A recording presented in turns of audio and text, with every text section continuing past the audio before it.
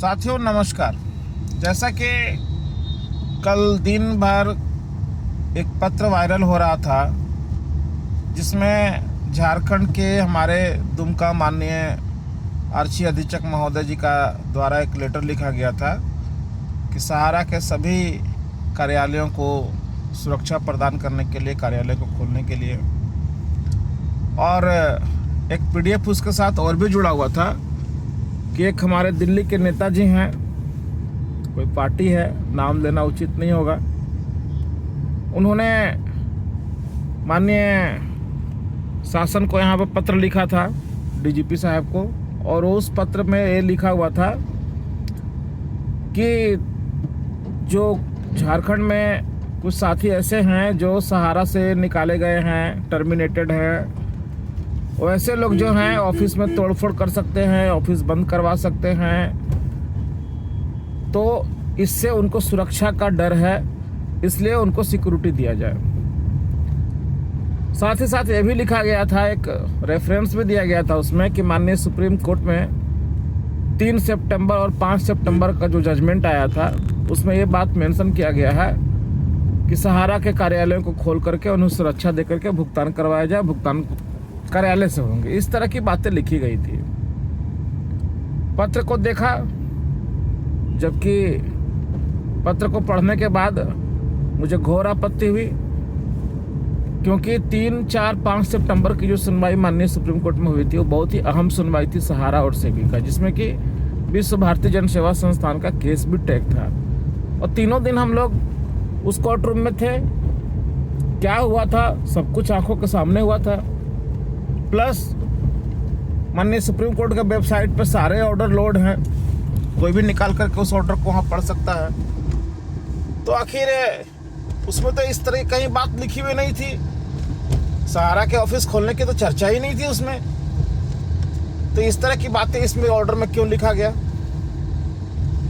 यानी कि जो लिखने वाले सज्जन हैं वो सीधे सीधे सुप्रीम कोर्ट के ऑर्डर को भी अलग तरीके से पेश कर दिए। साथ ही साथ जो लोग संस्था बना करके संघर्ष कर रहे हैं सहारा से अपने भुगतान के लिए, उनके ऊपर भी उंगली उठा दिए कि हम लोग बहुत गलत काम कर रहे हैं। मुझे बहुत बुरा लगा और हमने कल सुबह से ही इसको बहुत सीरियस लिया और माननीय शासन झारखंड प्रदेश को तुरंत इसका नोटिस दिया कि आखिर चल क्या रहा है। एक तरफ कार्यालयों को सील करवाया गया सीआईडी के द्वारा, और दूसरी तरफ एक दिल्ली के नेताजी का पत्र के बाद यहाँ का कार्यालय को खोलने का आदेश दिया गया, उन्हें सुरक्षा प्रदान करने की बात कही गई है। इस पर संज्ञान लेते हुए कल संध्या तक मुझे वो पत्र प्राप्त हुआ जिसमें कि वो ऑर्डर रद्द कर दिया गया कि नहीं, ये गलत है, ऑर्डर गलत तरीके से गलत कन्विंस करके करवाया गया है। वो नेताजी से हमने बात किया कि भाई आप इस तरह का पत्र कैसे लिखे? आपने सुप्रीम कोर्ट के उस ऑर्डर को पढ़ा जिसका कोर्ट आपने किया है? कितने पेज का वो ऑर्डर है? वो ये भी नहीं बता पा रहे थे कितने पेज का वो ऑर्डर है, कौन सा पैराग्राफ में लिखा हुआ है सहारा का ऑफिस खोलने का, ये भी जरा मुझे बता दीजिए। वो ये भी नहीं बता पा रहे थे। वो केवल इतना ही कह रहे थे कि मेरी बात प्रधानमंत्री जी से हुई है, अभी हम लोग अमित शाह जी से मिले हैं, बहुत जल्द आप लोग का भुगतान होगा, बहुत जल्द ये होगा, हम आपके साथ हैं। मतलब स्पष्ट टू द पॉइंट कोई बात तो कर ही नहीं रहे थे। अब मुझे लगता है कि ये सारा जो फर्जीवाड़ा हुआ है ये सहारा के द्वारा ही किया गया है। सहारा ने ही ये एक्सरसाइज किया कि किस प्रकार जो यहाँ चीज़ें चल रही है उसको झुठलाया जा सके और जो लोग सहारा से लड़ रहे हैं उनके ऊपर उंगली उठाया जा सके। मैं सहारा प्रबंधन से ये जानना चाहता हूँ कि आप क्यों इतने आतुर हैं, क्यों इतने एक्सरसाइज कर रहे हैं केवल जो लोग लड़ रहे हैं उनके खिलाफ उंगली उठाने का और चीज़ों को मिसगाइड करने का, खुद अपने बचने का। अरे भाई इतना ही मेहनत आप भुगतान में क्यों नहीं लगा दे रहे हैं कि हम भुगतान करने के लिए उतना मेहनत करेंगे, चीज़ों को गुमराह करने के लिए नहीं लगाएंगे? एक गुमराह करने से आपको क्या मिलेगा? अगर आपकी नीयत भुगतान करने की है तो आइए ना, भुगतान करने के लिए रास्ता खोलिए, बोले कि हम कार्यालय खोल करके हम अपना भुगतान देना चाहते हैं, हम लोग सब आपके साथ खड़े हो जाते हैं, कल से हम भुगतान चालू कर रहे हैं।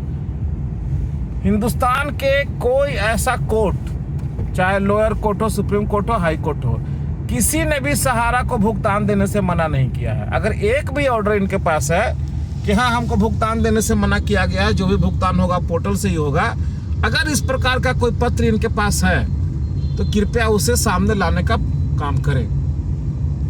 5,000 करोड़ रुपया जो पीड़ित लोग थे, जिनका कंप्लेन हुआ था सीआरसीएस में और आंदोलन हुए थे, उसके बाद 5,000 करोड़ रुपया दिया गया था पीड़ित परिवारों का भुगतान करने के लिए।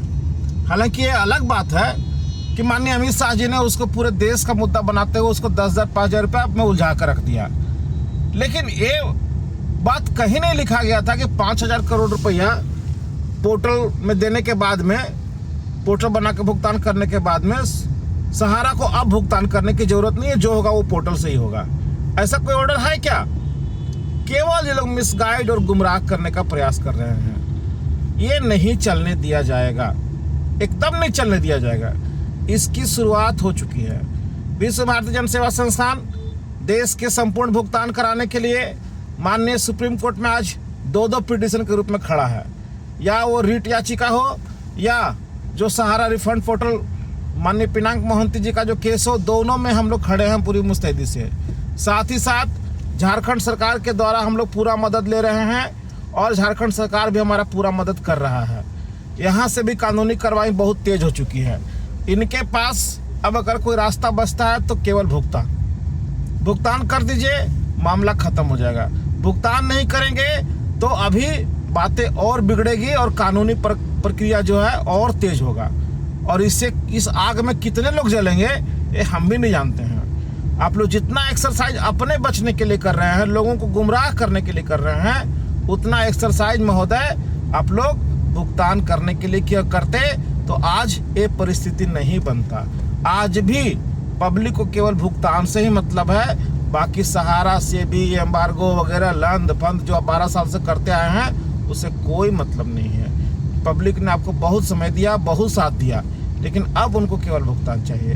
तो साथियों, इनकी बातों में, इनके लोगों की बातों में गुमराह होने की कोई ज़रूरत नहीं है। जो कदम हम लोग बढ़ा दिए हैं वो अब पीछे नहीं हट सकता है, क्योंकि हम लोगों का मान सम्मान प्रतिष्ठा धन दौलत सब कुछ इस लड़ाई में लगा हुआ है। इससे हम लोग पीछे नहीं हट सकते, चाहे जितनी भी इनको शक्तियाँ लगाना है ये लगा लें। धन्यवाद, नमस्कार, जय हिंद।